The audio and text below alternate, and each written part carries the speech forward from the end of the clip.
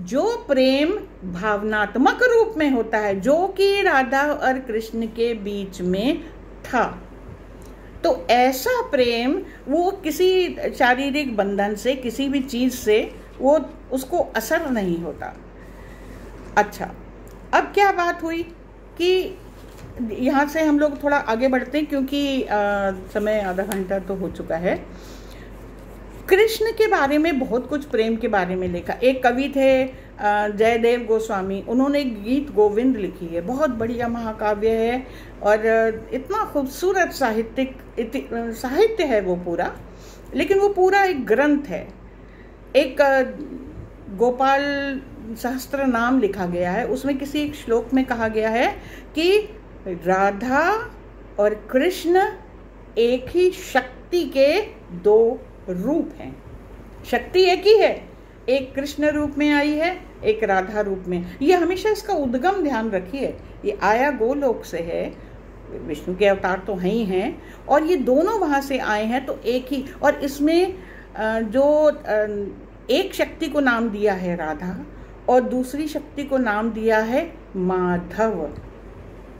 जय राधा माधव जय कुंज बिहारी। एक आग्रह आपसे और भी है, आप जब भी भजन कोई सुने ना, ये केवल गाने नहीं होते कि आपने ढोलक पे बजाया, ठीक है वो बड़े खूबसूरत लगते हैं, लेकिन आप हर शब्द का मतलब समझिए, क्यों कहाँ पे कौन सा शब्द प्रयोग किया जाता है। ये राधा माधव जब शब्द एक संग आते हैं, ये युगल शक्ति का प्रतीक है, जो कि हमें दुनिया में, संसार में राधा और कृष्ण नाम से दिखाई देते हैं।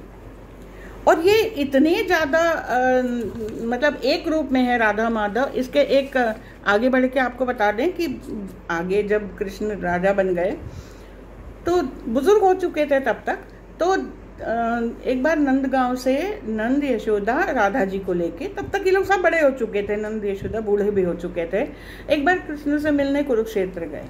वहाँ पे कृष्ण की 8 रानियाँ थी, जो प्रमुख रानियाँ, तो उनको लगा रुक्मणी को कि पत्नी तो हम हैं कृष्ण की। उनको देखिए ये ज्ञान नहीं है प्रेम का, तो उनको तो लगता है कि प्रेम मतलब पत्नी है तो प्रेम है।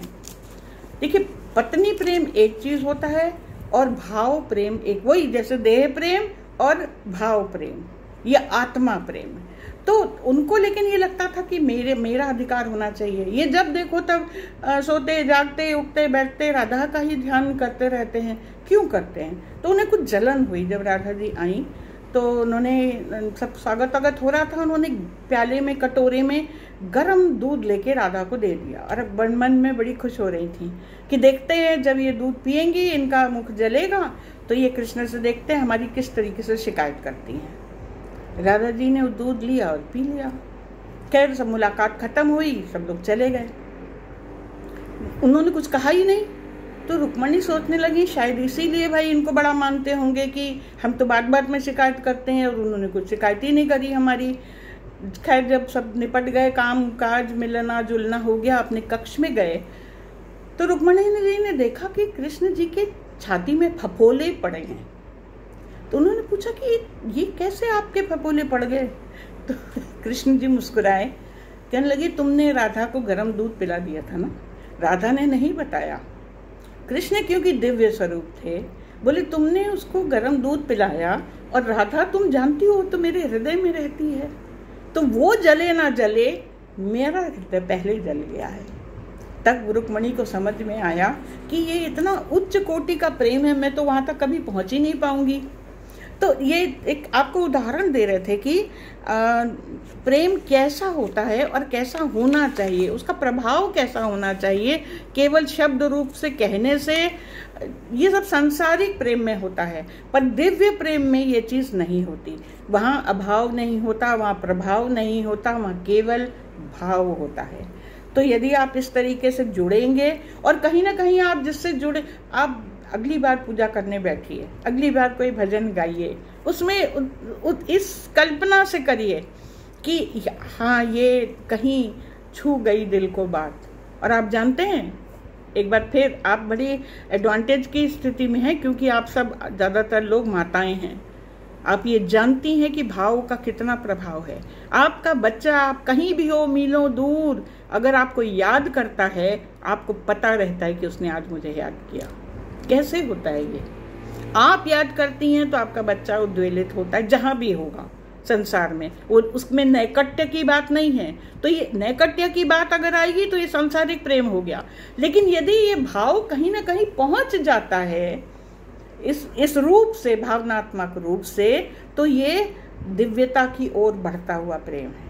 आप भगवान को शिद्दत से याद करेंगे, इतना उसका गुणगान करेंगे, तो वो कैसे नहीं आपको याद करेगा, वो अपने आप ही याद करेगा। और आप पूजा में बैठ के इसको एक दिन करके देखिए कि मैं और तुम नहीं हैं, ये हम हैं, जो राधा कृष्ण ने अपने जीवन में सबको दिखाया है।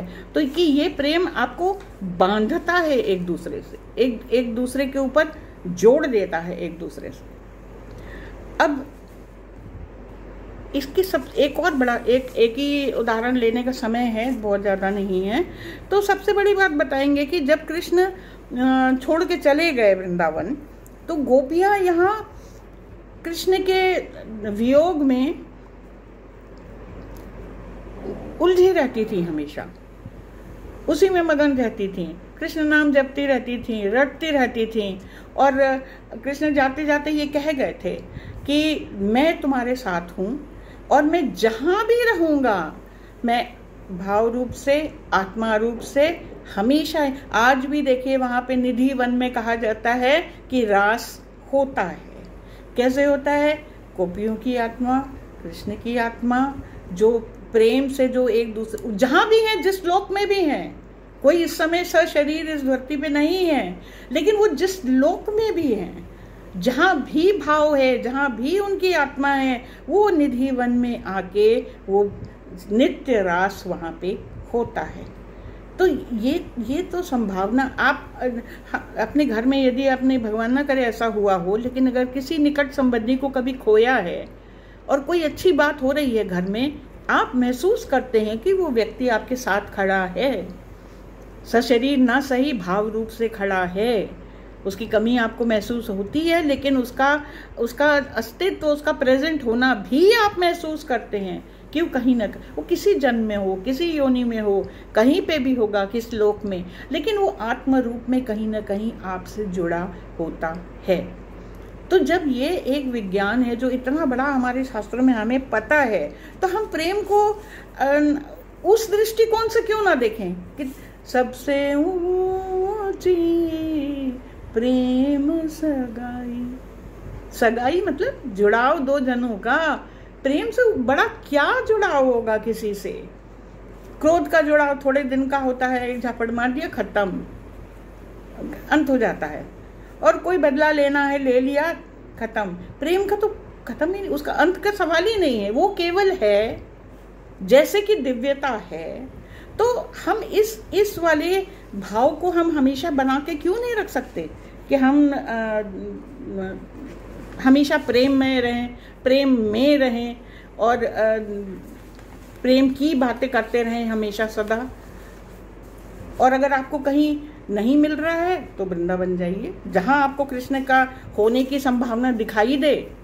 अगर आपको लगता है कि कुरुक्षेत्र के मैदान में दिखाई देगा तो वहाँ चले जाइए भावना रूप से, लेकिन वहाँ संभावना कम होती है, क्योंकि उनको दूसरे कामों में लगे हैं ना। वो एक कमांडर की तरह, लीडर की तरह वहाँ पे बैठे हैं, सबको आदेश दे रहे हैं, आदेश का पालन भी कर रहे हैं क्योंकि सारथी हैं वहाँ।